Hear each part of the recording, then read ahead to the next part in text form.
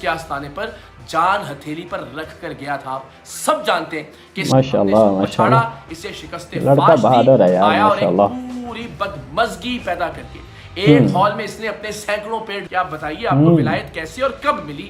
سب سے پہلے جو سوال یہ ہے کہ آپ یہ ایک وجہ سے سنیے گا بات بڑی قیمتی ہے. یہ کب سے اس کا سلسلہ شروع ہوا؟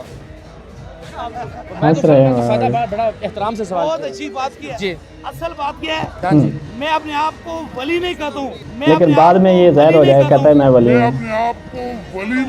بار بار جب بھی یہ کوئی کرتب دکھاتا ہے, آنکھ سے چین برآمد کرتا ہے, منہ سے کیلیں نکالتا ہے, یہ بار بار کہتا ہے کہ دیکھیے اللہ کا ولی کیا کر سکتا ہے. لیکن اب کہہ رہے ہیں میں ولی نہیں. بار بار کہتے ہیں کہ جناب اللہ کے ولی کی کرامات ملاحظہ کیجئے. یہ دیکھو جب آئیں گے تو کلندر وہاں آپ کو ملے گا. آئیں کلندر کی بازو تھام لیں اور پھر دیکھیں گے میرا رب کتنا کرم فرماتا ہے. جو طاقت اللہ کے ولی کے جوتے میں ہے, کسی نہ مولوی کے نہ پیر کے, وہ خود بھی ساتھ کھڑے ہیں. سامنے لے آیا کیمروں کے سامنے دکھانے کے لیے. یہ دیکھیں جناب, میں تو پھر چین نکار میں جو اس کے بدماش تھے, جو اس کے پیٹ غنڈے تھے اور مستقل وہ نعرے بازی کر رہے تھے اور لپک رہے تھے ہماری ٹیم کے نمائندوں کی جانب, میری جانب, بدتہذیبی کا ایک طوفان برپا کیا گیا تھا. لیکن اس معصوم بچی کو اس بدبخت نے ایک مرتبہ پھر استعمال کیا اپنی شوبدے بازی کے لیے, اور اس کی آنکھ سے ایک مرتبہ پھر چین نکال کر دکھا دی. یہ دیکھیں ہوئے ہوئے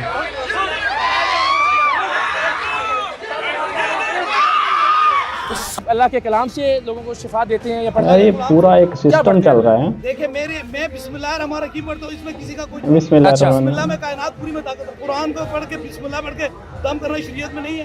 اچھا تو آپ صرف بسم اللہ پڑھتے ہیں یعنی میں جو مرضی کرتا ہوں. حضرت یہ سوال تو دیکھیں نا, میں تو بڑے ادب سے سوال کر رہا ہوں. اقرار بھائی تھوڑا ادب کے دائرے میں. آپ بتا دیجئے کہ میں یہ اللہ کا کلام پڑھتا ہوں, اس میں تو کوئی گستاخی نہیں کر رہا نا حضرت. میں بسم اللہ پڑھتا ہوں, بس کافی ہے. آپ بسم اللہ پڑھتے ہیں یعنی جو آپ کا جو پھونک ہوتی ہے, میں تو اس کا کرتا بھی نہیں تاکہ ظاہر کسی کے دل آزاری نہ ہو, تو آپ اس میں اس کے درمیان میں بسم اللہ پڑھتے ہیں, بسم اللہ پڑھتا ہوں. اس کے علاوہ آپ کچھ نہیں پڑھتے. میرا اپنا معاملہ ہے نا, میں سر اسی لیے تو ہم حاضر ہوئے. آپ کہیں گے سارا معاملہ ہی میرا, تو ہمارے تو سوالات ہی ختم ہو گئے. یہ پوائنٹ ہے. کسی کو دکھانے کا پابند نہیں ہوں. نہیں ہاں جی, میری گزارش سنیے, میں دیکھیں 10 بستہ, میں آپ سے کوئی لڑائی نہیں کر رہا. میرا سوال آپ نہیں پوچھ سکتے. نہیں کیا نہیں, کوئی نہیں پوچھ سکتا. میں بسم اللہ پڑھتا ہوں. جاتی.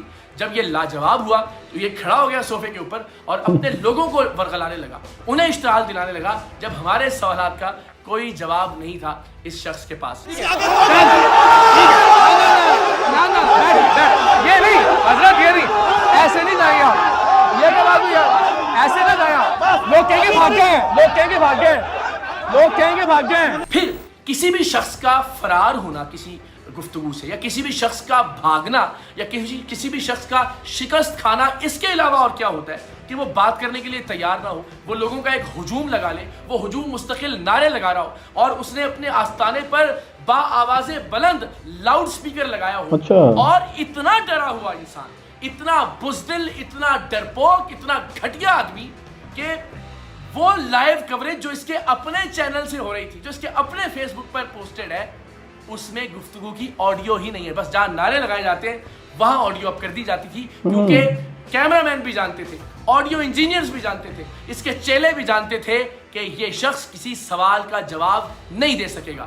تو الحمدللہ بھاگ گیا یہ آدمی, فرار ہو گیا گفتگو سے, اس لیے کہ اس نے لاؤڈ سپیکر لگا کے رکھا, اس نے نعرے لگوائے, اس نے اشتعال دلایا, اس نے ہمیں دھمکیاں دی جان سے مارنے کی. اور تمام پولیس آفیسر جو وہاں موجود تھے وہ اس بات کے گواہ ہیں, لیکن اس نے بات نہیں کی, اس نے ہمیں کوئی آیت پڑھ کر نہیں سنائی, اس نے ہمیں کوئی کرامت کر کے نہیں دکھائی, اس نے کرتب دکھایا, اور وہی کرتب جو 5 بار یہ پہلے کر چکا ہے.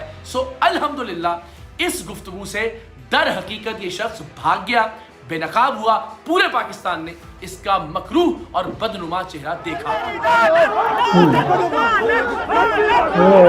پورا ہجوم ہے. آپ 5 علماء یا مشائخ کے نام بتا رہے ہیں, وہ آپ کے مریضوں کو تو مریض مانتے ہی نہیں نا حضرت, اعتراض ہی ہے نا. اگر کوئی نہیں مانتا نہ ماننا. اچھا تو آپ منانے کے لیے تیار ہیں حضرت.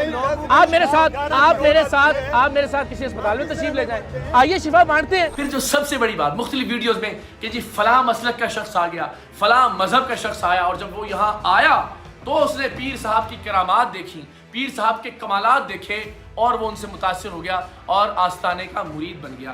میں نے آپ کے آستانے پر 8-9 گھنٹے گزارے, آپ کی شف میں کوئی تاثیر ہوتی، آپ کی شکل شریف میں کوئی تاثیر ہوتی، آپ کی گفتگو میں کوئی تاثیر ہوتی، تو میں آج یہ ویڈیو نہ بنا رہا ہوتا بیٹھ کے، میں تسلیم کر رہا ہوتا کہ نہیں حضرت تو واقعی بہت پہنچے ہوئے ہیں، حضرت واقعی بہت پہنچے ہوئے ہیں، لیکن فراڈ میں، دھوکے بازی میں، شعبدے بازی میں، بدقسمتی سے دین کو استعمال کرنے کے دھندے میں، مکروہ دھندے میں.